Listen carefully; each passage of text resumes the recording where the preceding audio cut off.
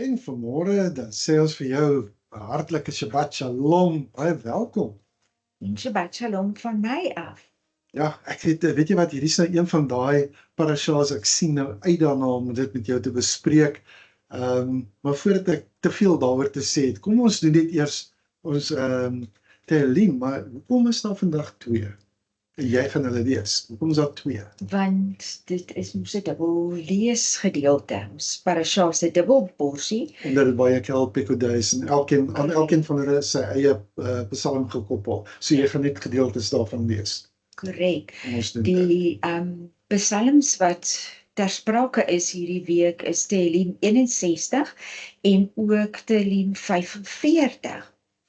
O Jahweh, hoor my smeking. Luister na my gebed. Van die einde van die aarde af roep ek U aan as my hart beswyk. Lei my op 'n rots wat vir my te hoog is, want U het U toevlug vir my geword, 'n sterk toring teen die vyand. Ek wil in U tent vertoef vir ewig, in die skuilplek van U vleuels my verberg, Selah. Want U, o Jahweh, het my geloftes gehoor. U het die besitting gegee van die wat U naam vrees. En dan Tehillim 45 met die opskrif van U troon, o Jahweh, is vir ewig. En altyd die scepter van U koninkryk is 'n regverdige scepter. U het geregtigheid lief en haat goddeloosheid. Daarom het O Jahweh, U Elohim, U gesalf met vreugdeolie bo U metgeselle. Al U klere is mirre en aloe en kassie. Uit U voorpaleise maak U snarespel U bly. Dogters van konings is onder U staatsdogters. Die koningin staan aan U regterhand in goud van Ofier. Hoor, o dogter, en kyk en neig U oor, en vergeet U volk en die huis van U vader. En as die koning U skoonheid begeer, want hy is U Heer, buig U dan voor hom neer. En o dogter van Tyrus, met geskenke sal hulle U guns soek, ja, die rykstes van die mense. Louter heerlikheid is die koning se dogter daarbinne, van gouddraad is haar kleding. In veelkleurige gewade word sy na die koning gelei. Jong vroue agter haar, haar vriendinne, word na U gebring. Hulle word gelei met vreugde en gejuig. Hulle gaan in die koning se paleis in. In die plek van U vader sal U seuns wees. U sal hulle aanstel as vorste in die hele land. U naam wil ek vermeld van geslag tot geslag.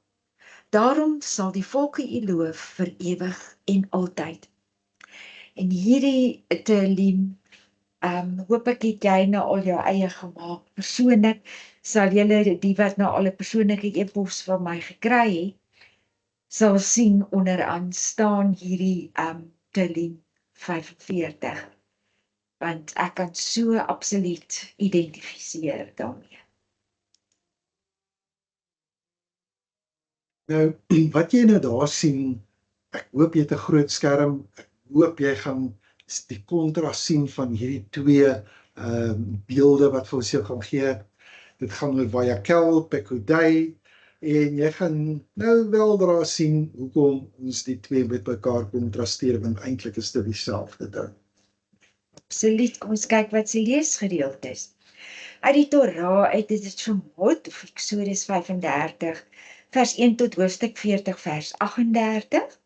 Uit die Haftara is Melakim Alef of 1 Konings 7 vers 13 tot hoofstuk 8 vers 21 en Jeheskel of Esegiel 45 vers 18 tot hoofstuk 46 vers 15 en dan uit die Brit Gadisha of die hernieuwde verbond is dit Lukas 22 vers 1 tot 13 en dan Johanan of Johannes 6 vers 1 tot 71 en dan Matteus 25 vers 21.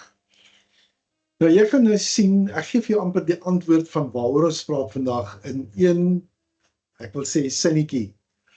Van Bereshit tot Pekudei los Jahwe een probleem op en dit is hoe om weer onder sy mense te woon.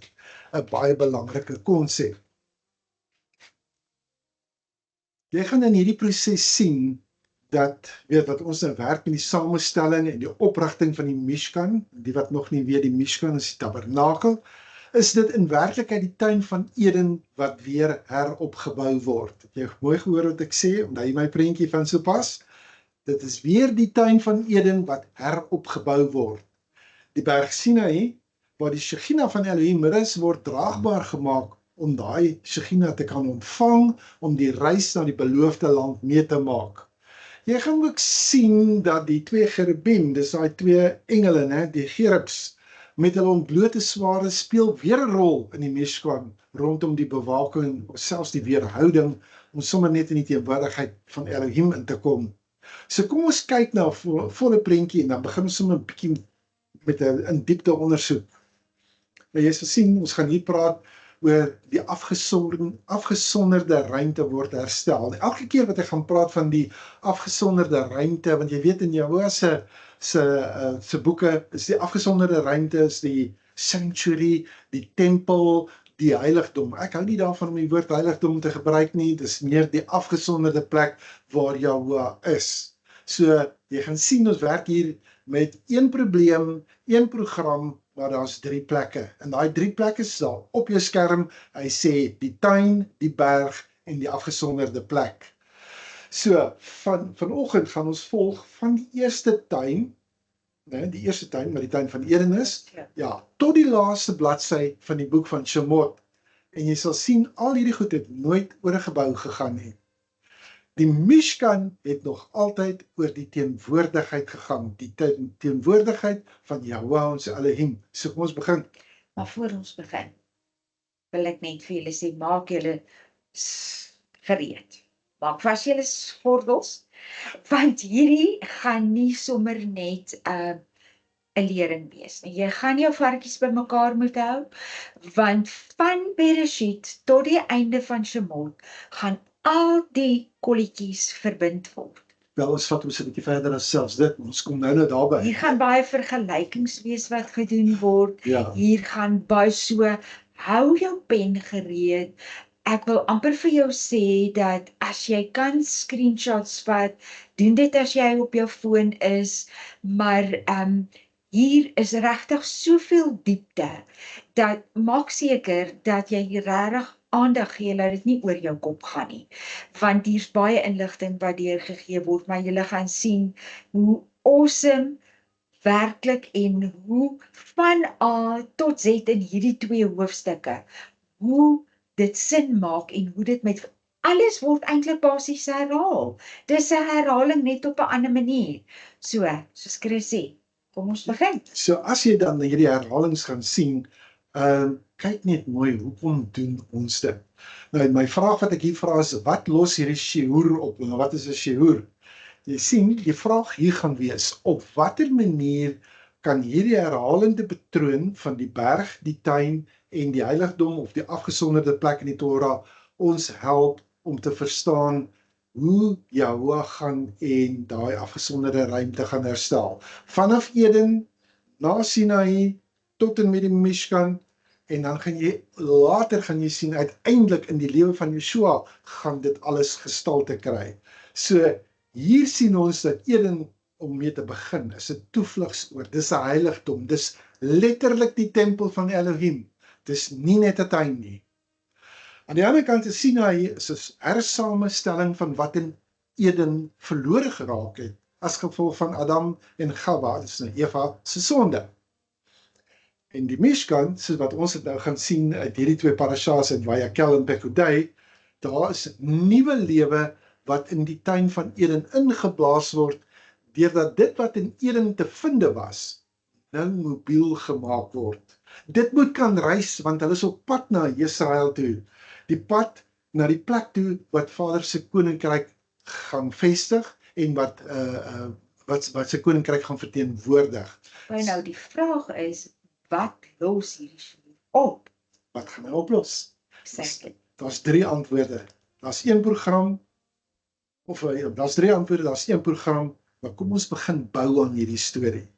Want ek sê weer, Eden is 'n tempel, dis 'n afgesonderde heiligdom, dis nie net 'n tuin nie, en ek weet, baie van julle het nog glad nie hierdie storie op hierdie manier gehoor nie. So Eden gaan die heiligdom wees, nie net 'n tuin nie.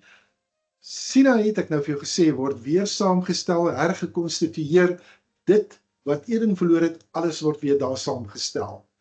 So, jy gaan sien. Die derde antwoord? En die derde antwoord gaan wees, die Mishkan is Eden wat draagbaar gemaak word. Dis die tabernakel. Hy moet op hulle skouers kan rus, hulle moet kan vorentoe beweeg. So die Mishkan gaan die hele Eden bevat, en hy word draagbaar gemaak. En al hierdie is Vader se plan. Nou as jy na hierdie prentjie kyk wat op hierdie bord is, en jy sê, sjoe, rarig, hoe gaan ek al hierdie goeters dan nou verstaan? Maar hierdie is eintlik 'n opsomming van presies dit waaroor ons vandag gaan praat. Ons praat heel eers oor die afgesonderde ruimte, die uitdrywing en die restaurasie en die herstel. Kom ons begin hier aan die linkerkant, dan sien jy heel bo, daar het jy weer, soos ek net gesê, die 3 punte, dis die tuin, die berg en die heiligdom. So, onder die tuin praat ons oor Gan Eden. Dis die oorspronklike plek waar die Shekhinah te vinde was. Maar na die sonde van Adam en Eva, of Adam en Gawa, is daar 'n uitdrywing na die ooste toe, en dit vat amper 2000 jaar, gaan ons sien, voordat die Shekhinah weer gaan neerdal om in die mense en tussen hulle te kan woon. Maar voordat hy in die Mishkan sy woning gaan maak, is hy eers op die berg Sinai, Har is ons nou berg, en as jy sien, op daardie berg kry Moshe daar in Shemot 25, dan kry hy die bloudruk van hierdie draagbare Eden wat saamgestel moet word. Want dit is die huis van Vader se teenwoordigheid. Ek hoop dit maak vir jou sin. Jy moet mooi kyk na wat ek daar sê. Nou kom ons kyk direk in die lyntjie onder dit. Daar's gemeenskaplike strukturele kenmerke of ooreenkomste of bakens wat jy in al drie hierdie gaan kry, die tuin, die berg en die heiligdom. As jy gaan kyk na Eden kenmerke, dan sien jy daar's cherubim, hulle word geplaas by die oostelike uitgang, daar waar Adam en Eva na die ooste toe uitgedryf. Jy sal sien dat ook in daai gedeelte, daar in Bereshit 2, dan praat hy van die goud en die bdellium en die onyx, die edelgesteentes wat jy kan kry. Hy praat ook oor die rivier of die bron, en dan is die boom van die lewe sentraal in die middel van die tuin gewees. Nou kom ons spring dan nou net 'n bietjie oor daar na die Sinai toe, want dis nou waar Vader met 'n gebeurtenis nou eers vir Israel begin voorberei om hom weer te kan ontvang. En op daai die kenmerke wat jy van Sinai gaan kry is, daar's wolk en daar's vuur, dis die wolkkolom en die vuurkolom, en dit verteenwoordig sy teenwoordigheid. Die enigste een wat daai kruin van die berg Sinai ooit bereik in daai tyd is Moshe. En daar kry hy 7 toesprake, en daai 7 toesprake kry hy, hulle word bespreek in Shemot 25 tot 31. Ons praat 'n bietjie later meer hieroor. Ek gee nou net vir jou eintlik die opsomming, dat jy net kan sien waarna toe werk ons vandag. En dan sê jy sien, Shabbat seël elke afdeling. Wys jou hoe belangrik is Shabbat. Weereens, ek moet eintlik vir jou hier kan sê, omdat ek in 'n nuwe omgewing is, dan besef ek hoe min verstaan mense Shabbat en hoe belangrik dit vir Vader is om die Shabbat afgesonder te hou. Goed, so kyk ons nou na die gemeenskaplike strukturele kenmerke. Kom ons kyk na die Mishkan kenmerke. En weer eens daar kry jy cherubim, 2 op die Aron HaKodesh, dis die verbondsark. Weereens kry jy edelgesteentes, daar's goud, daar's onyx, daar's kosbare edelgesteentes wat gebruik word. En waar jy die rivier en die bron gekry het by die Eden, daar in die Mishkan kry jy die kior, dis die waskom. Daar's water waar die Levitiese priesters wat jy later dan gaan sien, hulle hande en hulle voete gaan was, en die menorah is verteenwoordigend van die boom van die lewe. Nou bring dit ons by Vayakhel Pekudei, en jy gaan hierdie sewevoudige spieël van Bereshit 1 tot 2 gaan jy in dit sien. Van Bereshit 1 tot 2 praat oor die skepping, jy gaan sien Elohim voltooi, Elohim sien, Elohim seën en Elohim rus. En die spieelbeeld van Pekudei is dit, Moshe voltooi, Moshe sien, Moshe seën, en die wolk vul die plek. Ek hoop jy begin die prentjie kry van hierdie patrone wat so gevestig word. En dan later, heel wat later, praat ons oor die Messias, Yeshua, as die beliggaming van die herstel, Hebreëus gesproke. Want jy gaan sien, by hom is daar ook 'n tuin ter sprake, Getsemane, en daar's ook die tuingraf. En dit is alles na die ooste toe op die Olyfberg. Julle ken my standpunt rondom daai ene. Maar as ons nou gaan na die berg toe, by Yeshua is daar ook 'n berg betrokke. En weer eens gaan hy daar, en dit is die berg van Salespreking, of almal van ons ken dit as the Mount of Beatitudes. Daar doen hy in Matteus 5 doen hy die bergpredikasie, en jy sal sien, dit is soos op die berg Sinaï, bespreek hy die 10 woorde en die Torah. Sal dit vir jou meer verduidelik. En dan kan jy sien later van tyd, dan word hy die beliggaming van die Mishkan, Shechem Betogeinu. En ons sien, ons gaan so 'n bietjie kyk na Johanan 1 vers 14. Goed, met hierdie hele prentjie, wat ons nou vir jou gegee het, dan sien jy, hier gaan 'n restaurasie van dit wat skeef geloop het in die tuin van die Eden, gaan die restaurasie 2000 jaar later plaasvind by die berg Sinaï. So ons het nou vir mekaar gesê, jy weet, as jy gaan kyk na hierdie argument, as ons dit eenvoudig moet stel, die Torah kodeer 'n enkele program, die teenwoordigheid van Jahweh, die Shekhinah, wat in die tuin verloor is, dan word dit weer by die berg opgesoek, en dan gaan hy dit weer, dan gaan hy hierdie afgesonderde plek saamstel, Jahweh kry weer 'n huis. Hier is nie 3 afsonderlike verhale nie, asseblief, moenie dit so sien nie. Dis een verhaal wat 3 keer vertel word, elke keer met 'n groter duidelikheid, met 'n groter presisie, 'n groter akkuraatheid. En jy sien, ek het vir jou gesê, Eden is die oorspronklike heilige ruimte. Dit is, jy weet, jy moet begin kyk na die tempelwoordeskap wat vir jou gegee word, want die werkwoord wat gebruik gaan word, en jy moet dit sien.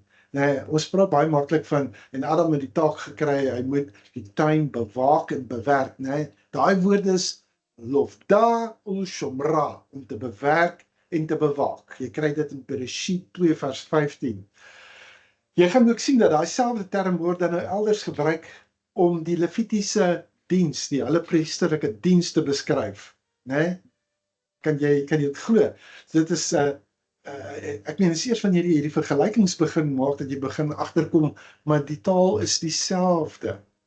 Ons sien weer eens dat hierdie gerubs wat by die oostelike ingang geplaas is, verskyn weer by die paroget en ook op die verbondsark. En hulle is oosgerig, want hulle beskerm en bewaak dit van die allerheiligste. Ons het daar gesê, jy het gesien die edelgesteentes wat vir jou gewys word. So, kom ons kyk na vandag se reis. En ons gaan vir jou padkaart gee, en daar gaan so 6 bewegings, ons noem dit sommer maar bewegings of planne of stappe. Jy sal sien, ek dink hy gaan dit vir jou uitwys as bewegings. Kom ons kyk na, wat is die eerste ene? Die eerste ene, het ons nou vir jou gesê, Eden is die oorspronklike afgesonderde plek, die eerste tempel. Dit kry jy in Bereshit 2 tot 3, as jy gaan kyk na die tempel woordeskat. Jou tweede beweging wat jy gaan kry is Har Sinaï, die teenwoordigheid van Elohim daal weer neer en kom tot ruste op die berg. En as jy onthou in Shemot 19, dis hoofstuk 19 tot hoofstuk 31, dan sien jy daar 7 toesprake wat Moshe by Jahweh kry, en almal van hulle is letterlik egos van dit wat jy in die tuin van Eden gekry het. Jou derde beweging gaan wees, nou kry jy die Mishkan, dit word 'n draagbare Eden, né? Die skepping is voltooi. Wanneer hierdie tabernakel in gebruik geneem word, hy's gesalf, geseën en Jahoua betrek hierdie tabernakel, dan is dit soos die skepping is weer voltooi. Jou vierde beweging sal gaan oor die volle patroon. Jy kry dan die volle patroon, of die patroon as 'n geheel, jy sien dit so. En wat hierdie ding dan nou in die vyfde beweging meer merkwaardig gaan maak. En dis waar jy Yeshua in hierdie Hebreëse kategorieë kry, want hy is die nuwe Adam. Hy is die nuwe Adam. Hy is dus die nuwe Sinai, dis die Mishkan wat beliggaam word. Dit is hierdie een persoon, hierdie een figuur in die eerste eeu, wat hy gaan gelyktydig in elkeen van hierdie kategorieë wat ons nou vir jou gee, gaan hy staan. En dan die laaste ene, nee, ek en jy is die tempel van die Ruach HaKodesh. Ek en jy is die vergadering, ons reaksie. Omdat ons dan ook die Ruach HaKodesh ontvang, omdat ons ook dan met ander woorde, die Shekhinah daal op ons neer, nee. Wat doen ons met dit wat ons ontvang het? Kan jy sien hoe 'n groot mondvol hierdie is, wat ek en jy moet verstaan, hierdie prentjie het eintlik begin in die tuin van Eden. Hy eindig nie by hierdie tabernakel nie, maar die tabernakel begin dinge moontlik maak, groter moontlik. So, ek wil net hê dat jy moet weet, teen die tyd dat ons die 6de stap bereik, dan wil ek hê jy moet letterlik voel, nie net weet daarvan nie, jy moet voel wat dit beteken om 'n woonplek van die teenwoordigheid van Elohim te wees. Jy moet dit weet. Ek moet dit weet. Nes die Ruach HaKodesh op Yeshua neergedaal het en hy die Vader een geword het, omdat hy dan die lewende tabernakel word in wie die Shekhinah van Jahoua woon, so word ek en jy die tempel van die Gees, die tempel van die Ruach, wanneer ek en jy in die Ruach HaKodesh gedoop of gebiekwa word. Nee? So, kan jy sien hoe het dit gekom dat hy en die Vader een geword het, en hoe hy doen net wat hy die Vader sien doen, en wat hy die Vader hoor sê. Hy sê vir ons, hoeveel keer die Vader in by doen die werke. So, Yeshua is die tabernakel, hy is die weg, die waarheid en die lewe, en die Vader is in hom. So moet ek en jy ook die weg, die waarheid en die lewe wees. Elkeen van hierdie dinge wat hier beskryf word, as jy die Ruach HaKodesh ontvang het, dan is dit nie sommer net, ek het gedoop in die Heilige Gees, of wat jy dit wil noem nie. Wat dit is jy word geroep tot diens. Letterlik, dis hoekom jy die tabernakel moet verstaan. Elkeen van die stukke meublement, van die geloof wat saam met dit gaan, met die gawes wat met dit saam gaan, hierdie ding word by mekaar gebring, want Vader bring, hy maak van jou, dit wat in die tuin van Eden is, daar soos in die hemel, tuin van Eden is nog steeds daar, wat daar is. Na die uitstorting van die Ruach HaKodesh in Handelinge 2, is dit my en jou deel. Ons is ook die tabernakel, in wie Yeshua en die Vader kom woning maak het. Dis wat Yeshua vir ons gesê het. Ek en die Vader sal kom en woning in julle maak. Kan jy sien, kan jy vir jouself indink hoe hy op jou neerdaal, en hoe ek en jy moet optree volgens hierdie wete. Baie belangrik beginsel om te verstaan. Goed, kom ons gaan net weer so 'n klein bietjie terug. Is nog steeds by die eerste stap. Eden was die toevlugsoord. Daar is daai term wat ek net vir jou gesê het, lofda ul-shomra, om dit te bewerk en dit te bewaak. Dis werkwoorde wat, as jy gaan kyk na Bamidbar 3 vers 7 tot 8 en dan ook Bamidbar 18 vers 7, dan sien dit hou verband met die Levitiese priesterlike tempeldiens. Nee? Nou dis hierdie twee werkwoorde, avoda en shmira. Hulle verskyn slegs by hierdie plekke. En albei is dit, verwys dit na die Levitiese priesters wat die heiligdom dan nou gaan bedien. Nou ek wil hê dat jy net vir my na die volgende moet kyk. Moshe beskryf nie vir Adam as 'n boer nie. Ek wil dit voordat ek nou by die Cherubim kom, nee. Hy beskryf hom nie as 'n boer nie. Hy beskryf hom as 'n Kohen, as 'n priester wat in die heiligdom dien. Die tuin was altyd 'n tempel. Die uitsetting was nie ballingskap uit die natuur uit nie, dit was ballingskap van die teenwoordigheid van Elohim. Met ander woorde, hy kon nie meer dien as 'n koning nie. So dis ballingskap uit die teenwoordigheid van Elohim uit. Ek bedoel, nou kan jy begin verstaan wat gebeur alles in Shemot 3. So weer eens, hierdie woorde hou verband met die cherubim wat die oostelike poort bewaak, en jy sien hulle gaan weer verskyn op die verbondsark en op die voorhangsel. Dit is twee cherubim elke keer. So weer eens, ek het vir jou gesê, die goud bedellium en die onyx, wat jy in Bereshit 2 kry, jy sien hulle kom weer in Shemot 25 vers 7, is dit een van die goed wat Vader sê, dat die wat dit vrywillig wil gee, laat hulle dit gee. Hy roep dit op as deel van dit wat in die Mishkan gebruik moet word. So, jy sien hieruit baie duidelik, Adam is 'n priester in die heiligdom, in die tempel van Elohim, in die tuin van Eden. Hy was die eerste mens, hy was ook die eerste koning. Goed, maak het vir jou sin sover. Nou kom ons kyk net na 5 kenmerke wat Eden met die Mishkan gaan deel. Die eerste ene, soos ek net gesê, die cherubim, hulle bewaak die oostelike poort. In die Mishkan kry die cherubim in die verbondsark en ook dan op die voorhangsel.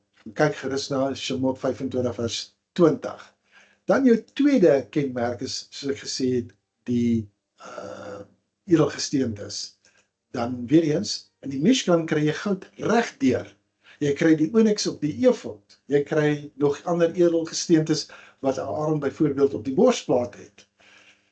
Dan sal jy sien, uit Eden uit vloei daai rivier om die aarde water te gee. Dit het nog nie gereën op daai stadium nie. Maar om dieselfde ding reg te kry, het jy die kior. Dit is die waterwasplek of die waskom vir die priesterlike wassing. Dan natuurlik het jy in die tuin van Eden die boom van die lewe reg in die middel, en dit is die menorah, die amandelblomboom wat ook daar is. Dis hoekom hulle dit moes bou, en dis hoekom dit kunstig by mekaar gesit moes gewees het. En dan kom ons by 'n baie belangrike ding. Jou wandel met Halek in die tuin, Bereshit 3 vers 8. En dan sien jy later wanneer ons by Vayikra, dit is Levitikus 26:12 kom, dan sê hy, jou wandel, hy met Halek in die kamp. Hy wil presies dieselfde ding in die kamp doen. Ek dink hier is te veel toeval om toeval te wees. Nee? So, weer eens, Shemot 3 vers 8 sê, hulle die geluid van jou Elohim gehoor, wat met Halek in die tuin. Vayikra 26:12 sê, ek sal met Halek onder julle en julle Elohim wees. Dieselfde werkwoord. Want dit gaan daaroor dat hy wil in hierdie intimiteit of hierdie intieme teenwoordigheid wil hy met hulle wandel. Ons sien dat die bou van hierdie Mishkan, dit wat ons so hierdie afgelope paar weke so intens bestudeer het, dit dui op 'n herstel van dit wat in die tuin van Eden was en is. So hier het jy hierdie, kom ons sê, 5 spieelbeelde van mekaar. Moshe, sê ek nou vir jou, hy het nie net 'n blydruk gekry nie. Moshe het presies geweet wat hy bou. So, maar die probleem is, die teenwoordigheid onttrek.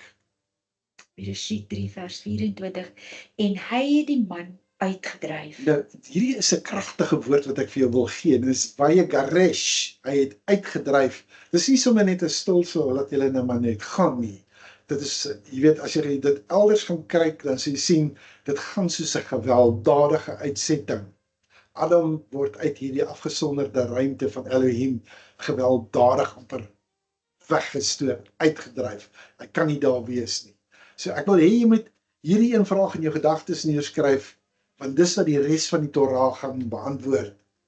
Hoe kry Jahweh sy mense weer terug in die tuin? Hoe? Dit is wat ons sien wat nou hier by Sinaï gaan gebeur. Van Sinaï af na die Mishkan toe. Dit is wat ons in Parasha Vayekel Pekudai gaan voltooi. Hy gaan weer terug wees. jy moet die berg in die tuin, dit moet jy sien in die Mishkan. Jy moet dit alles sien. So weer eens, as jy nou gesien het, die toegang is geblokkeer daar deur die cherubim, die priesterskap is verloor, Adam is uitgedryf, sy priesterlike funksie word geheel en al onderbreek en natuurlik is die teenwoordigheid van Elohim nou, ek meen, hy het vertrek. En dis die probleem van die res van die Torah wat nou net hierso begin bespreek word.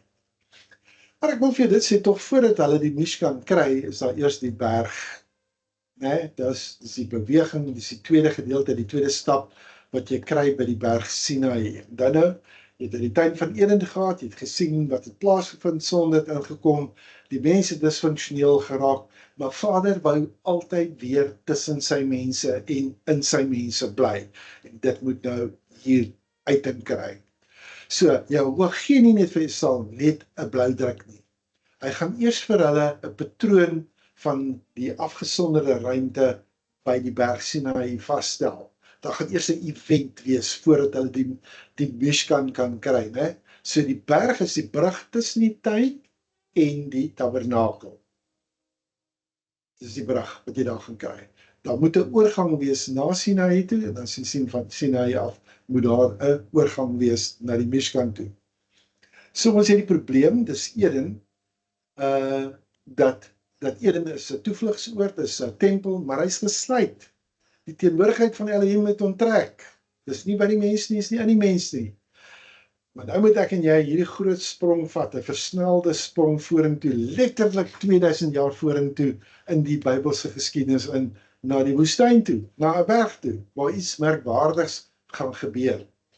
Jahwe gee nie eers vir Israel 'n gebou nie, hy gee eers vir hulle ervaring. Met ander woorde, hy verskyn daar met die shofar en die donderslae, die weerligstrale en die klippe wat spat en die woorde wat gesien kan word. Hy gee vir hulle eers hierdie ervaring. Hy gee eers vir hulle Sinai voordat hy vir hulle die Mishkan kan gee. Sinai is die berg vir die afgesonderde plek van Elohim. En ek en jy moet verstaan, hoekom doen hy dit op hierdie manier? Hoekom gee hy nie net van die begin af vir hulle en sê, dit is vir julle Mishkan nie? Ons moet verstaan, want daar is 'n orde in alles wat Jahwe doen.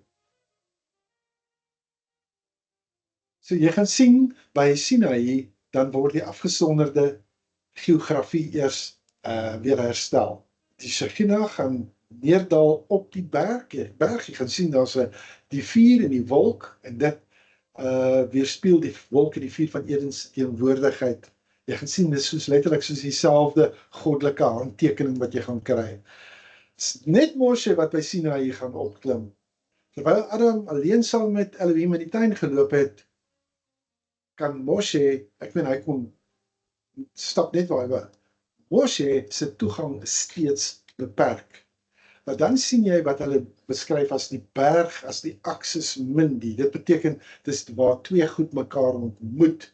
Dis waar die hemel en die aarde mekaar moet ontmoet. Dit word 'n kosmiese ontmoetingpunt. Dis daar bo op die berg. En van daar af gaan ons sien, vorentoe is wat ons noem die Zion teologie gaan hier begin. Dit moet uiteindelik Israel toe gaan, uiteindelik na die berg Sion toe. So, Sinai is nie die finale ligging nie. Hulle moet van daar af beweeg Israel toe, van Israel af gaan hulle by die berg Sion uitkom, by die berg Moria, met die Olyfberg aan die ooste kant van hom. OK. Ons praat net gou in hierdie skepingspatroon van wat Jahwe gehad het, wat hy vir Moshe gegee het. Jy kan sien daar op die bord, ek gaan net vlugtig hulle noem.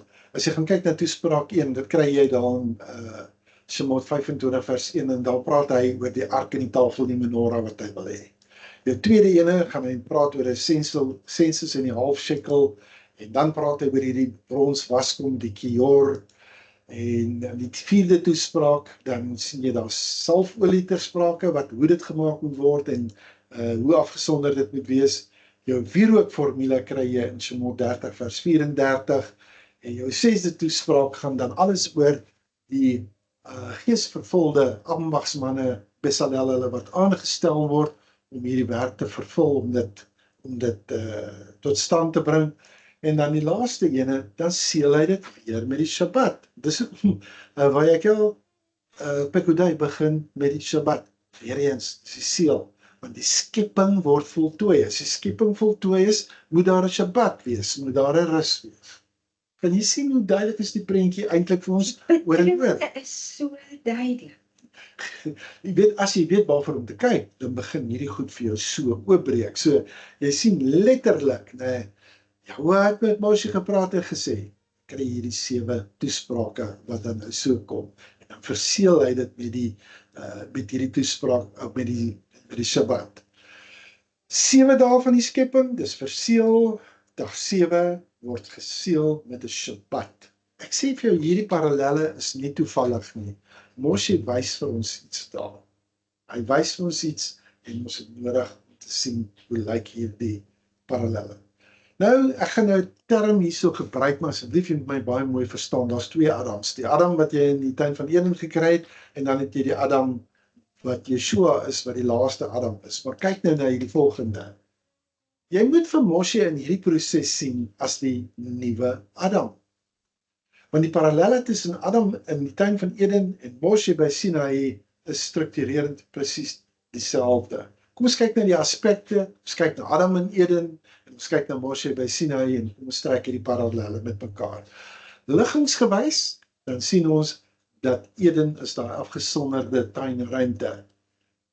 Moshe by Sinai, hy gaan na die top van die berg toe, dis die afgesonderde berg.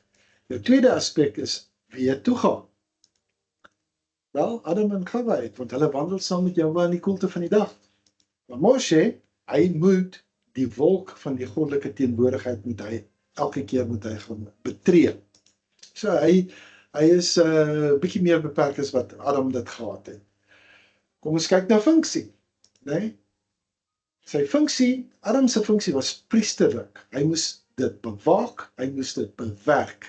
Hy moes 'n priesterlike werk daar doen. Net so met Moshe by Sinai is hy 'n priesterlike bemiddelaar vir die hele Israel. Al hierdie hardloop nog steeds in sy parallelle. Wat was die opdrag gewees? Hy moet oor die aarde heers en hy moet onderrig.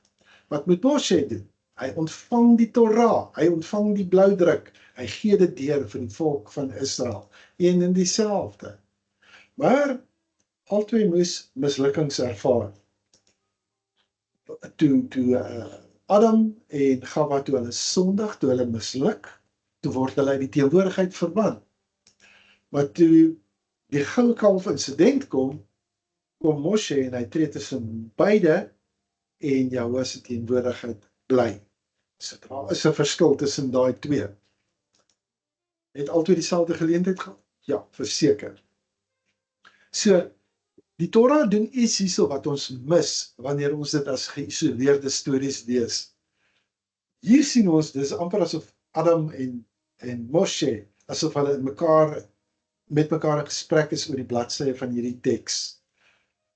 Maar jy sien, die ene het 'n mislukking en die ander ene gaan in intersessie in. En as gevolg van die intersessie sien ons, Adam het misluk, hy word in ballingskap ingestuur, Moshe het misluk, die goue kalf is so katastrofies, dat jy kan dit sien soos die breek van die verbode vrug in Eden, maar Moshe doen net iets anders as wat Adam gedoen het.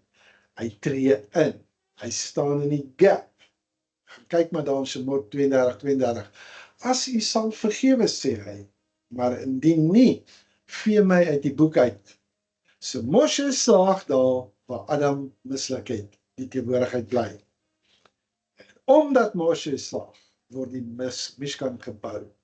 Jy kan sien die heilige ruimte, die heilige plek waar Jahwe kan bly, sy woning, 'n woning vir hom, word herstel. Jy kan sien die patroon kan vorentoe gaan. En nou sien ek in hierdie een ding. Jahwe is op die berg, hy is op die berg Sinai, en Sinai kan nie reis nie. Nee? Want nou gaan ons nie, is die derde stap van Vayakel Pekudai in. Israel kan nie vir altyd aan die voet van die berg bly nie. Hulle moet in die beloofde land inkom. Dit is soos wat Jahwe hulle beloof het. So, die berg staan vas, hy kan nie beweeg nie. Hy gaan nie saam met hulle kom nie. So iets moet gedoen word om Jahwe se teenwoordigheid saam met hulle te neem. En om dit te kan doen, dan moet daai teenwoordigheid op so 'n manier gedra word, so reisvaardig gemaak word of mobiel gemaak word. Die tyd moet saam met hulle gaan. Kan jy verstaan, pas hierdie prentjie in. So weer eens, die voltooiing van die Mishkan is die voltooiing van die wêreld. Sinai kan nie reis nie, die wolk kan nie op die berg bly as Israel deur die woestyn moet stap nie. Kan jy sien hoe los Jahwe hierdie probleem op met hierdie met op 'n elegante manier eintlik. Hy gee vir Israel 'n draagbare Sinai, 'n draagbare tuin, 'n Mishkan, 'n woonplek. Dit is wat Vayakhel Pekudei is. Dis die voltooiing van die oplossing wat met die ballingskap uit Eden begin het. In die Midrash Tanchuma, dis Talmudies, en waar die rabbies hieroor praat, en dan sê hulle, soos die wêreld in 6 dae geskep is, en op die 7de dag voltooi is, so is ook die Mishkan. Die rabbies het verstaan wat hier gebeur het. En so leer ons by ons broer Jordaan. So kan ons al die pad leer. Dan, ons is nog steeds hier by die 3de stap. So hierdie is 'n parasha van voltooiing. Ek wil net eers na 'n opsomming van Vayakhel kyk en dan na 'n opsomming van Pekudei. Shemot 35 vers 38, jy sien die Shabbat bevel word geherformuleer. Jy gaan eers die tyd afsonder. Het jy gesien toe hulle uit Egipte, uit Mitzrayim uitgekom het? Hou my Shabbat, hou my Shabbat, hou my Shabbat, hou my Shabbat, hou my Shabbat. Daar's nog nie eens 'n Mishkan nie. So jy moet eers die tyd behoorlik afsonder voordat jy toegelaat gaan word om deel te hê aan die afgesonderde ruimte, die tabernakel self. So jy kan sien dat Shabbat en tempel word aan mekaar gekoppel. Dan bring hulle vrywillige gawes. Die mense bring wat hulle het, dit wat hulle harte hulle aandryf. Volgende wat jy gaan sien is, daar's geesvervulde ambagsmanne wat aangestel gaan word. Bezalel en Oholiab. En dan begin die bou van die Mishkan in alle erns, die planke, die gordyne, die ark, en dan tree hierdie geesvervulde ambagsmanne en kom hulle en hulle ontvang eintlik meer as genoeg. Die skrif sê, hulle moes op 'n stadium sê, nee, hou nou op en nie nog bring nie, moet asseblief nie nog goed bring nie. Hulle het meer as genoeg om hierdie werk uitgevoer te kan kry. Maar Pekudei, dan is al hierdie werk gedoen, en dan is daar 'n afrekening wat gedoen moet word van al die materiaal. So Jahwe vereis 'n volledige deursigtigheid van dit wat gebruik is. Jy sien ook in hierdie gedeelte dat die priesterlike klere voltooi word, en dat die kohaniem word dan geklee, dis dan die priesters. En dan hier sien jy iets wat Moshe doen. Hy ondersoek dat alles gedoen is soos wat Jahwe beveel het. 7 keer. Dan rig hy hierdie Mishkan op. En dan sien jy, dis 'n nabootsing van die voltooide skepping. Nadat dit gebeur het, nadat hy die plek gesalf het, nadat hy was nie eers toegelaat om binne in hierdie Mishkan te wees nie, dan vul die wolk die Mishkan. Die Shekhinah het teruggekeer, is weer onder die mense, tussen die mense en in die mense. Kan jy sien die herstel van die tuin van Eden. So, weer eens, jy moet verstaan, Vayakhel en Pekudei word byna altyd saam gelees. En dit met 'n baie goeie rede, want dis 2 helftes van een voltooiing. Vayakhel is die doen, Pekudei is die rekenkunde en die afrekening daarvan. En dit bring die Torah se langste, ek wil amper sê, vertelling, die Mishkan instruksies tot sy finale voltooiing. En Vayakhel net op dat die Shabbat genoem word voordat daai instruksie begin. Dis doelbewus. Tyd word doelbewus afgesonder voordat daar in die afgesonderde ruimte gewerk kan word. Jy sal ook sien, hulle mag nie op die Shabbat aan die tabernakel werk nie. So jy kan sien, tyd moet eers gerangskik word voordat die Mishkan gedoen kan word.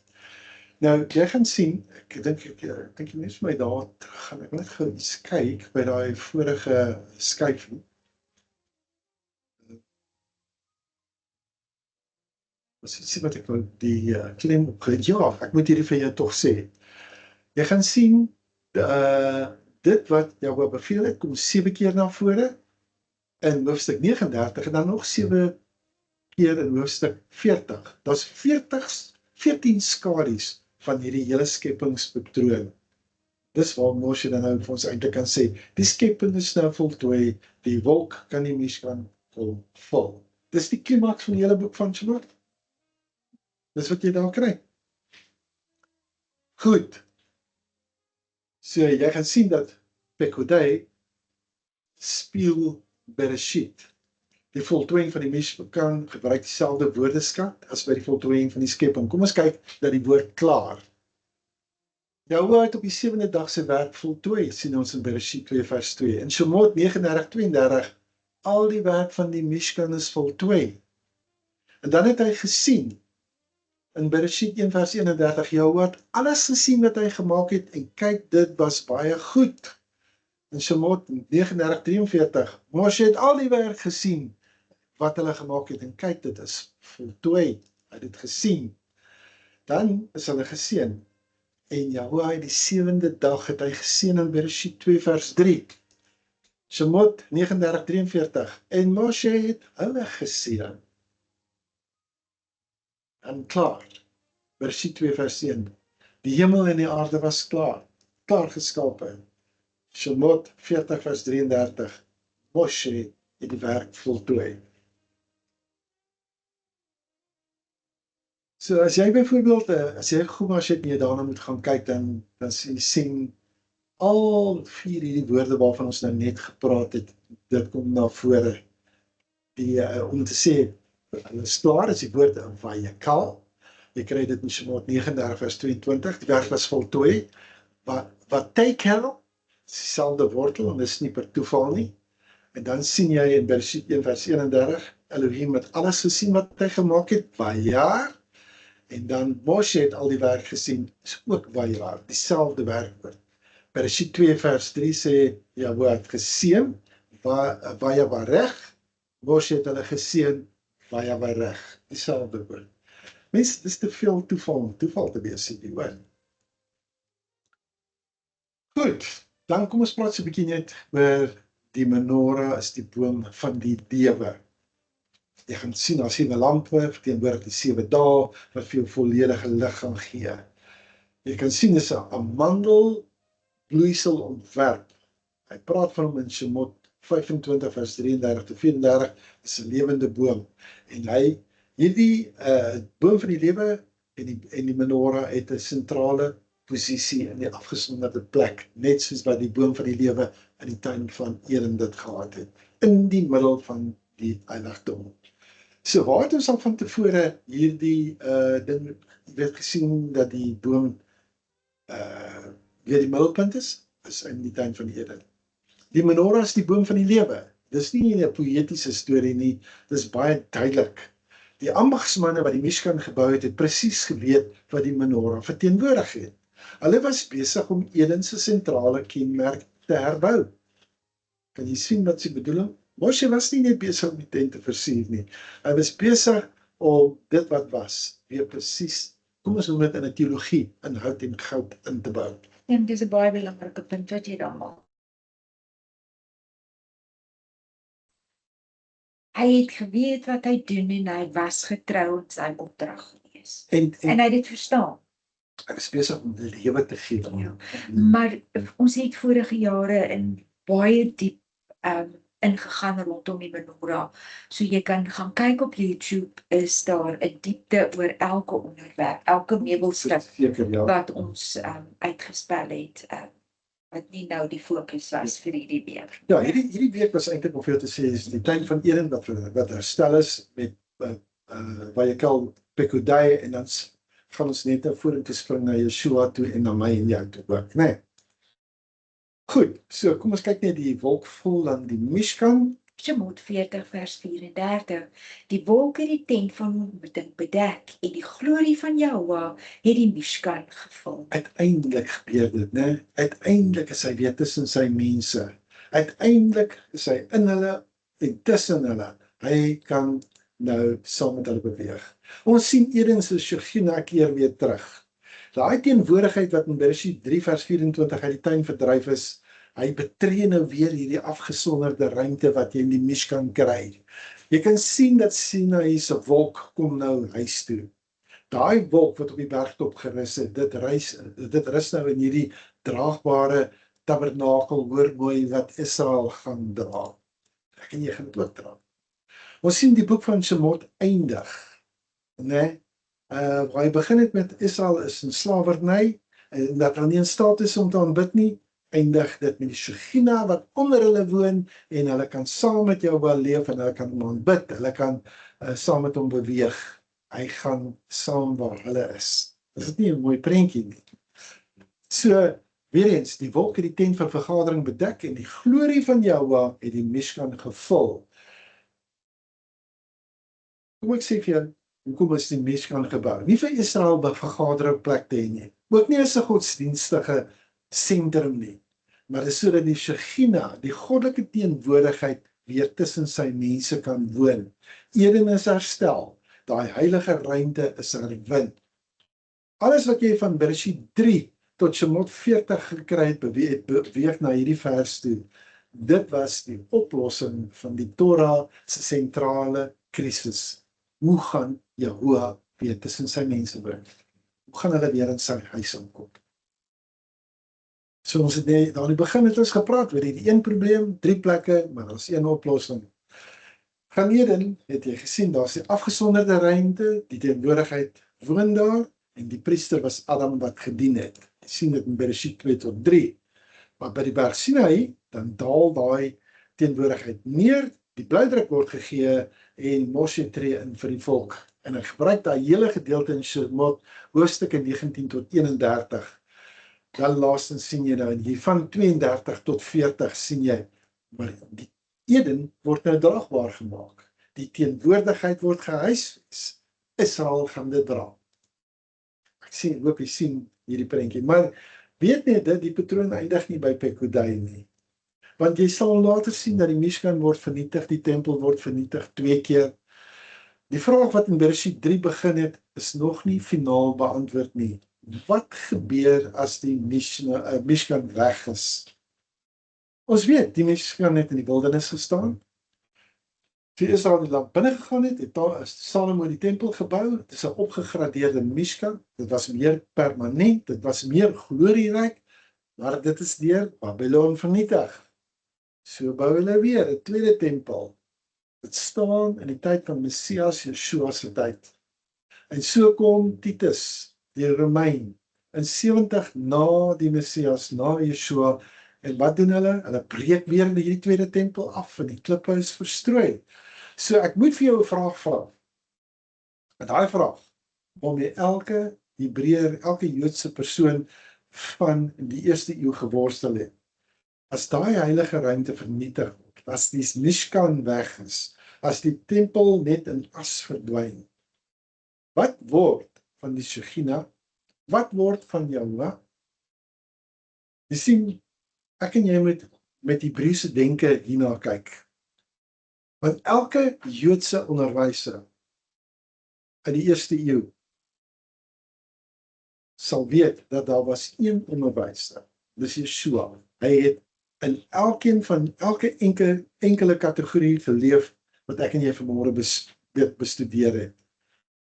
Yeshua is die een wat vir ons die patroon, hy is vir ons die modelpatroon wat ek en jy moet wees as 'n tempel. So kom ons kyk na Yeshua in hierdie Hebreëse kategorieë. OK? So ons gaan nou kyk na die berg, ons gaan kyk na die nuwe Sinaï. Matteus 5 vers 1.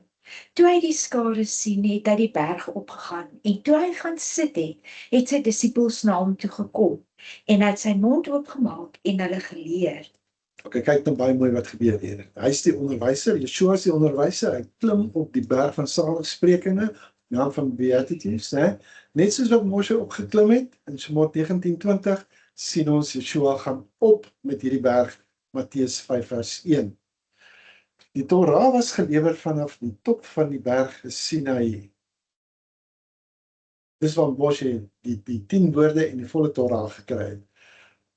Maar Yeshua in Matteus 5, dan gee hy die bergrede, en jy sien Dis totaal 'n Torah interpretasie. Wat hy daar doen, is hy besig om weer die 10 woorde vir hulle te gee. Hy sê vir hulle daar dat ons geregtigheid moet groter wees as die van die Fariseërs, en dan spring hy onmiddellik daarvoor en hy sê, julle weet, daar staan geskryf, moenie moord pleeg nie, maar ek sê vir jou, jy gaan nou sien.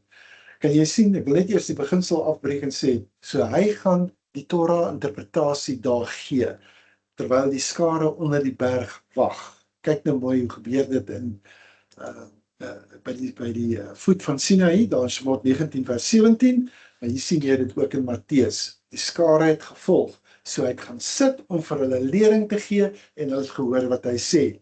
En dan begin hy om Moshe te verduidelik. Dan begin hy om die opdragte wat Jahoua direk vir Moshe gegee het, begin hy vir hulle uitlê. Maar al wat hy doen is hy gee verdieping van dit wat Moshe gekry het. So, wat doen hy? Hy vertel vir hulle van Moshe Rabbeinu, die leermeester. Dis wat hy gaan doen. So, jy sal sien dat in die eerste eeu sou 'n Jood, so 'n Joodse skaar wat kyk so 'n onderwyser teen hierdie berg opklim en dan hierdie uitgebreide Torah begrip gee. Hulle sou een ding gehoor het. Sinaï. Hierdie man praat soos wat op Sinaï gepraat is. Is hierdie 'n nuwe Moshe? Is hierdie 'n nuwe wetgewer? Nie 'n afskaffing van die Torah nie, is net 'n verdieping van die Torah wat hy hier gee. Dis wat Yeshua doen by Matteus, wat het hier 5:17. Moenie dink dat hy gekom het om die Torah of die profete af te skaf nie. Ek het nie gekom om dit af te skaf nie, maar om vir jou te wys hoe om dit die volle bedoelde betekenis te gee. Dis wat Moshe gedoen het, dis wat ek doen, die rabbi, dis wat ek doen. Dis hoekom ek vir jou sê, ek gaan in 'n verdieping in. Elke godsdienstige Joodse persoon in daardie skare sou daardie egos gehoor het. Jahoua het gepraat. Moshe het dit herhaal. Nou kom hierdie nuwe onderwyser, Yeshua, en hy gee 'n diepte daaraan. Hy tree op soos 'n nuwe Moshe, op die nuwe Sinaï. Maar hy het nie vir Moshe vervang nie. Hy praat in presies dieselfde patroon as wat Moshe gestaan het. Dis 'n voortsetting van wat Moshe gesê het, nie 'n vervanging nie. Bitter belangrike ding om te moet verstaan. Hy het nie gekom nie om Moshe te vervang nie. En tog is daar soveel mense, soveel kerke wat dit vandag nog so verkondig. Nie die waarheid nie, ek is jammer om te sê. Kom ons kyk na die twee tuine, die Adam in die tuin van Eden en Yeshua in Getsemane. In die tuin van Eden sien ons, daar's 'n afgesonderde ruimte. Maar in die tuin van Getsemane is daar ook 'n afgesonderde ruimte. Daar's 'n punt wat 'n besluit geneem word, gaan jy eet of gaan jy gehoorsaam wees? Maar Yeshua se besluitpunt is 'n kwessie van, gaan ek vlug of gaan ek my onderwerp? Adam tree op sy eie begeerte, maar Yeshua sê dadelik, nie my wil nie, maar u wil. Kyk maar Lukas 22 vers 42. As gevolg van Adam se optrede gaan die afgesonderde ruimte verlore. As gevolg van Yeshua se optrede word die afgesonderde ruimte betree, die voorhangsel skeur. En ek en jy gaan saam met hom deur die voorhangsel, ons kom in die teenwoordigheid van Jahoua Elohim. Adam word in ballingskap ooswaarts verban. Yeshua daarenteen, hy gaan deur die begrafnis in die tuin. Jy sien dit in Johannes 19 vers 41. In Adam se geval gaan die cherubim die ingang blokkeer. Maar in Yeshua se geval, weet jy dat Miriam verwar hom met 'n tuinier. So sy moes ook hierdie beginsel so verstaan het. Nee, die tuinbeginsel. As gevolg van Adam se optrede kom dood in die wêreld in, maar as gevolg van Yeshua se tuinondervinding kom die lewe deur die dood. Kan jy sien hoe hy dit kom omkeer? Hoe belangrik dit is dat ek en jy verstaan wat hy eintlik kom doen het. So elke belangrike besluit in Yeshua se lewe gebeur in 'n tuin. Dis nie toeval nie, dis 'n doelbewuste literêre en teologiese patroon wat enige skrywer, Joodse skrywer soos Jochanan in die eerste eeu vir 'n Joodse gehoor sou skryf. Ons sien dat in Eden staan Adam voor 'n besluit. Gaan hy gehoorsaam of gaan hy nie gehoorsaam nie? Goed. Kom ons kyk nou dat die heiligdom as die beliggaamde Mishkan. Johannes 1 vers 14. Die woord het vlees geword en onder ons gewoon en ons het sy heerlikheid gesien as die eniggebore van die Vader. Ek wil hierdie hele ding opsom. Jy kan vir my die volgende 3 goed net deurgee, want weet nou, jy kan vir jouself gaan kyk na die woord het die Mishkan geword en die heerlikheid wat gesien is en dat dit nie 'n berg nie 'n tent is nie, maar dat dit 'n persoon is. Die lank en die kort van die stories is, jy moet verstaan, Yeshua het gegaan na die Jordaan toe en hy's gemikwa. En die Ruach HaKodesh het soos 'n duif op hom neergedaal. Verstaan jy? En hy is daar, is hy en die Vader soos in een.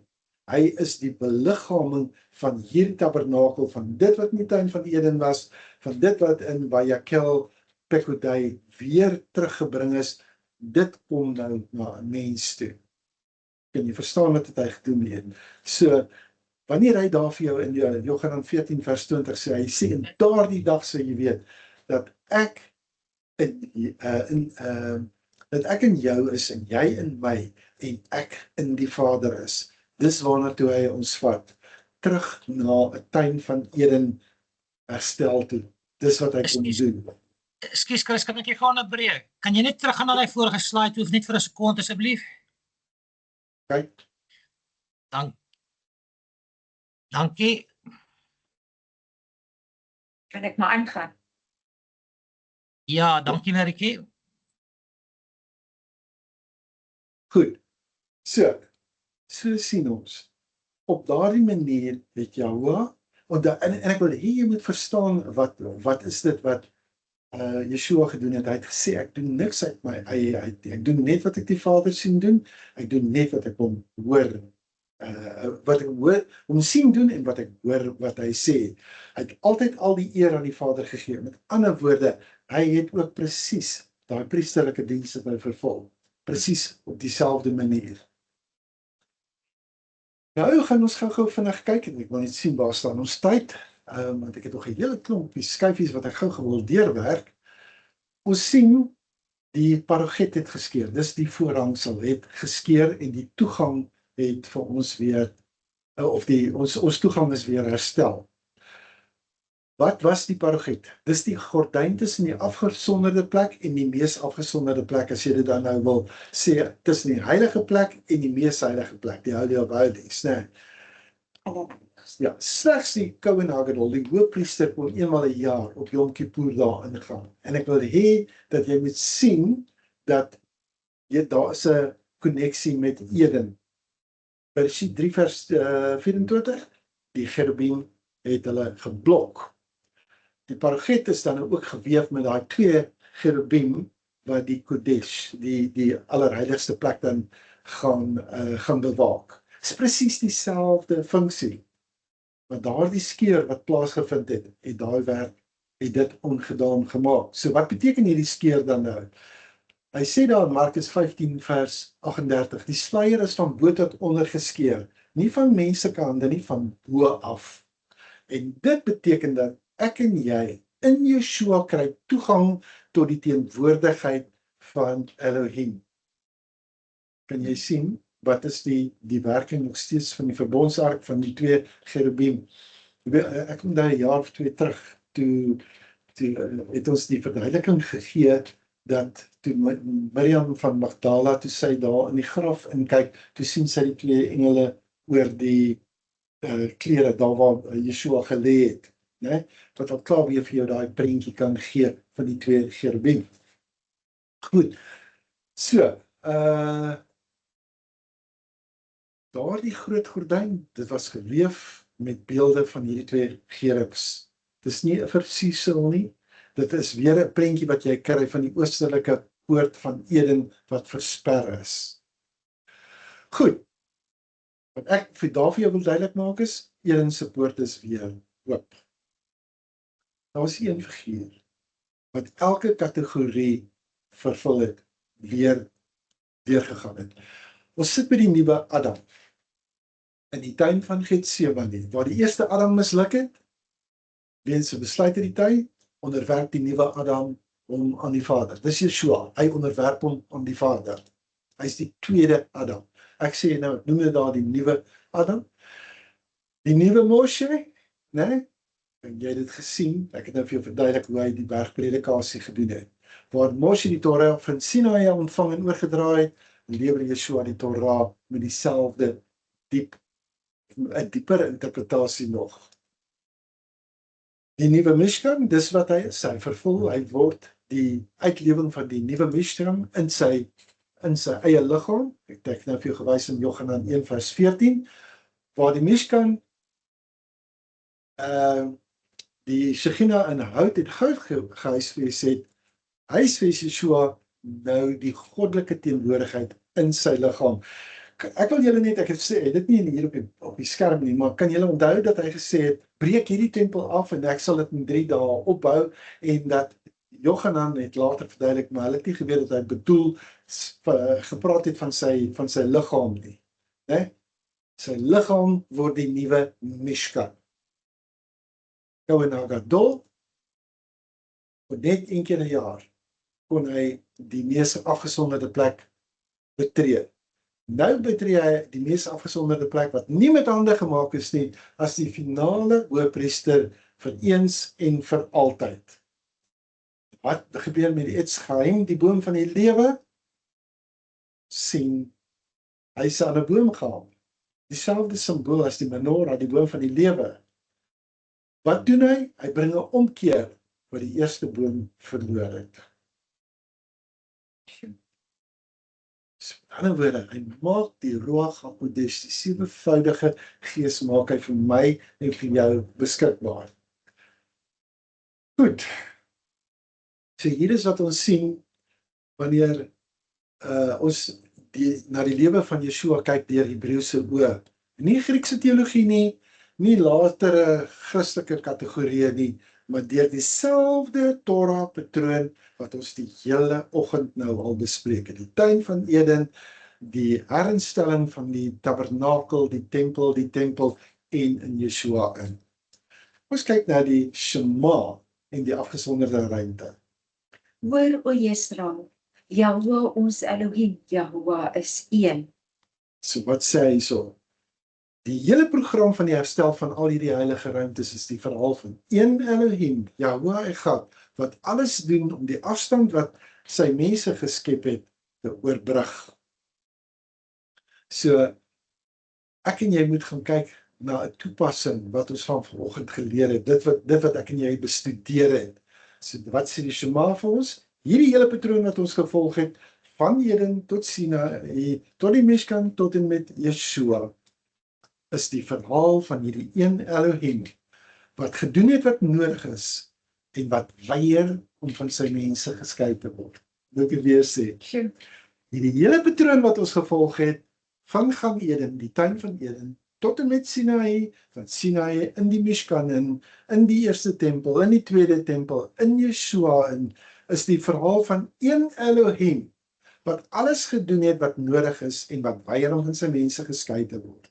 Hierdie is nie 'n verhaal van menslike godsdienstige prestasie nie.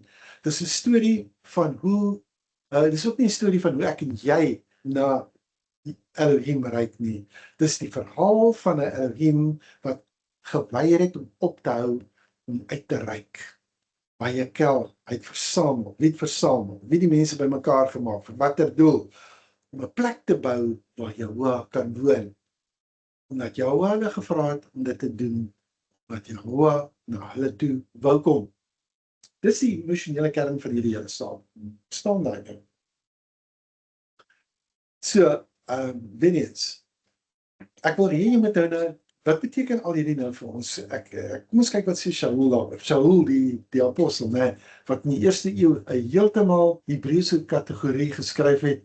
Dit is wat hy sê oor die vergadering van wat nou die Mishkan is. Dit is in Korintiërs 1 Korintiërs 3 vers 16. Weet julle nie dat julle die tempel van Yahweh is en die gees van Yahweh in julle woon nie? Ernstige woorde wat hy is. Baie, hy bedink nie hier 'n metafoor nie. Hy lees die patroon wat ons sopas vir jou geskets het van Eden, na die Sinaï, na die Mishkan, na die tempel, na Yeshua. So, as Yeshua dan nou die menslike Mishkan is, dan is die wat in hom is. Dan is dan is ons diegene wat die teenwoordigheid dra. Dan is ons nou die woonplek van Jahua. Die vraag is nie hier, is jy godsdienstig nie. Die vraag is, wil die Ruach in jou woon? Is jou lewe die soort ruimte waar die teenwoordigheid welkom is? En jy sien, hou die Shabbat as die eerste verteenwoordigheid. Maar Shaul praat wat hy by sy leermeester, sy rabbi gehoor het.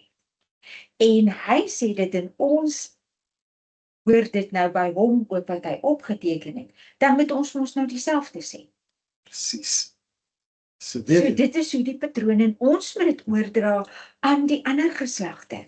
Maar die punt wat ek hier probeer maak is, weet jy wat, Vader gaan tot daai uiterstes om vir jou soveel detail te gee oor hoe lyk die tempel van Jahua in jou, die gees van Jahua wat in jou is. Daar gaan nie ander meublement wees nie. Daar's 'n brandofferaltaar, jy maak klaar met alles. Jou hande en jou voete, jou dade en jou weë gaan gewas word in die waskom. Jy gaan die woord eet by die tafel met die toonbrode en jy gaan gevul wees by die sewevoudige gees van Elohim, by die menorah. Jy gaan by die wierookaltaar staan en jy gaan in lof en aanbidding voor Elohim staan, want alles is mee gedeel. Jy het toegang deur die bloed van Yeshua tot die troon van genade. Maak dit nou vir jou 'n bietjie meer sin. Jy gaan deur hierdie patrone gaan. So kan jy sien, Vader kom en hy herstel hierdie geordende tyd en hy roep ons op tot aksie. Goed. So, hoe is hierdie toepassing? Kom ons kyk na hierdie toepassing. Jy is die woonplek. As die patroon eindig met die vergadering as die Mishkan, dan is die vraag in jou lewe, wil die Shekhinah in jou woon? Ek het dit nou vir jou gevra. Aanbidding is nie 'n opsionele liturgie nie.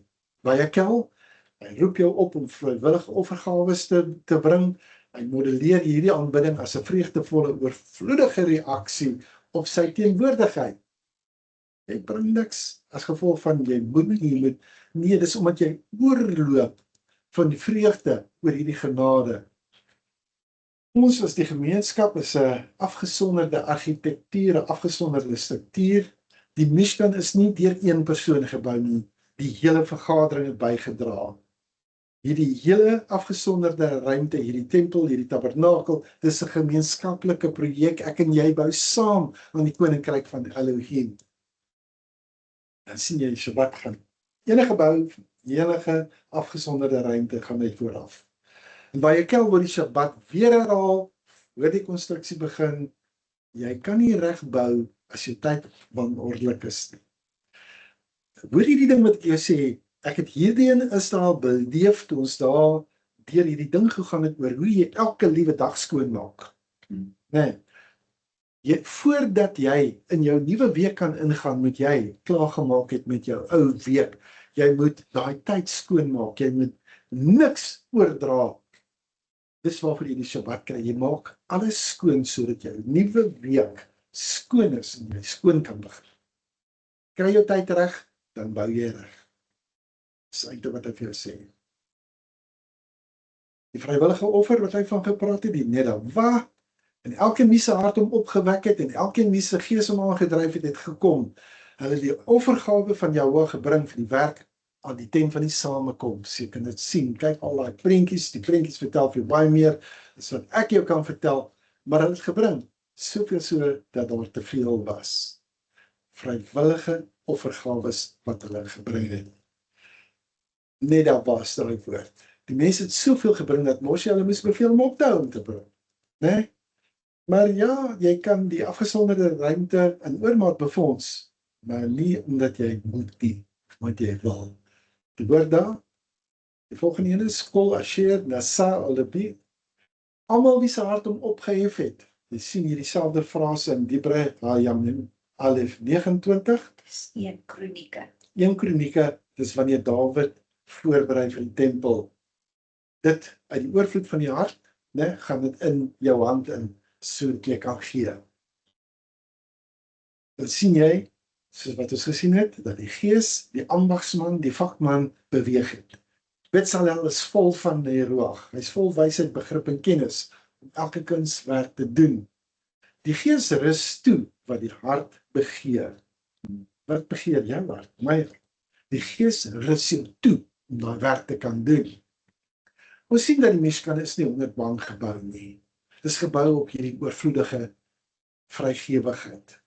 So, ons sien, wat het beteken, hulle het versamel, maar sy die mense bymekaar gemaak, en die reaksie daarop was hierdie oorweldigende vrygewigheid. Dan, weer eens, elke gawe is afgesonder. Sjemot 31 vers 3 en dan ook in 35 vers 31. Ek het hom met die Gees van Jehovah gevul, met wysheid, begrip en kennis in elke kuns. Ek wil net hê iets so sien. Bezalel is nie priester nie, hy is nie profeet nie, hy is 'n ambagsman, hy werk met sy hande. Hy werk met sy hande, hy doen al hierdie werk, wel hy en Oliab, nee, hy is die eerste persoon in die hele skrif wat met hierdie frase beskryf word, dat hy gevul is met die Gees. 'n vakman. Ek vra vir jou, waartoe is jou hande in staat?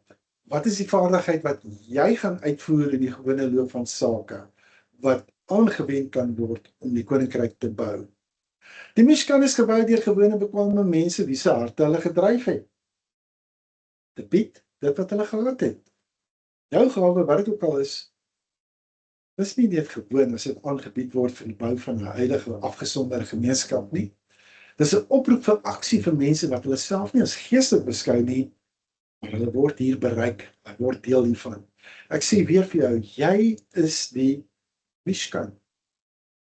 Ons daai prentjie soveel keer al vir jou gewys, en lees vir ons nie daai skrifgie. Kefa Alef is 1 Petrus, en laat julle ook soos die lewende stene opbou, tot 'n geestelike huis, 'n afgesonderde priesterdom, om geestelike offers te bring, wat aan Jehovah welgevallig is, deur Yeshua HaMashiach. Jy is die Mishkan. Ek wil jou 5 vrae vra. Hulle kom nou, en 5 vrae vra. Eerste vraag is, as jy die woonplek van die Shekhinah is, hoe lyk jou innerlike ruimte? Die tweede een is, watter cherubim moet jy van jou hek verwyder? Watter versperrings moet jy verwyder, sodat die teenwoordigheid in jou kan inkom? Dra jy by tot die gemeenskap se Mishkan? Jou vaardighede, jou hulpbronne, jou tyd, is jy besig om aan die gemeenskap te werk, om die koninkryk uit te bou? Beskerm die Shabbat, die ritme van jou lewe, of het jy toegelaat dat die bouwerk die res vervang wat jou bou moontlik maak? Weer eens, daar's te veel mense wat toelaat dat hulle gewone alledaagse take, die ritme van die Shabbat, ontwrig in hulle lewens. Ek wil vir jou vra, moet dit asseblief nie doen nie. Sonder jou Shabbat af, moenie gaan koop op die Shabbat nie, moet nie jou gewone goeders doen nie. Fokus in Kavanna met 'n toegewydheid aan Jehovah. En die laaste vraag wat ek jou gaan vra is, waar vra Jehovah jou om die wolk hierdie week 'n nuwe plek in jou lewe te laat vul? Nou julle ons een sin opsomming, nee. Ons het gesê, van Bereshit tot Pekudei los Jehovah een probleem op. Hoe om weer onder sy mense te leef. Ons sien die tuin van Eden is gerepliseer in die Mishkan. Ons sien die beweging, of die tabernakel is beweeglik gemaak, sodat Jehovah saam met sy volk kan beweeg. Het dit gebeur? Ja, dit het gebeur. En hy het die Mishkan gevul. En hy die Mishkan het hy gevul met die wolk. Ok, kom ons kyk na 3 aksies wat jy miskien hierdie week kan vat. Kom ons kyk na jou Shabbat. Ek wil heel eers vir jou vra, bewaak die Shabbat met 'n doelgerigtheid hierdie week. Bring jou gawes. Identifiseer een vaardigheid of hulpbron wat jy kan gebruik, wat jy van tevore van die gemeenskap weerhou het. Vat een hulpbron en wend dit aan vir die gemeenskap. En die derde ding wat jy gaan vra is, lees Pekodai hardop. Hoekom? Want jy wil sien hoe die teenwoordigheid die Mishkan weer gaan vul. Jy wil vra vir 'n vars invulling van die Ruach HaKodesh. Jy wil gereed wees vir hierdie week vir koninkrykswerk.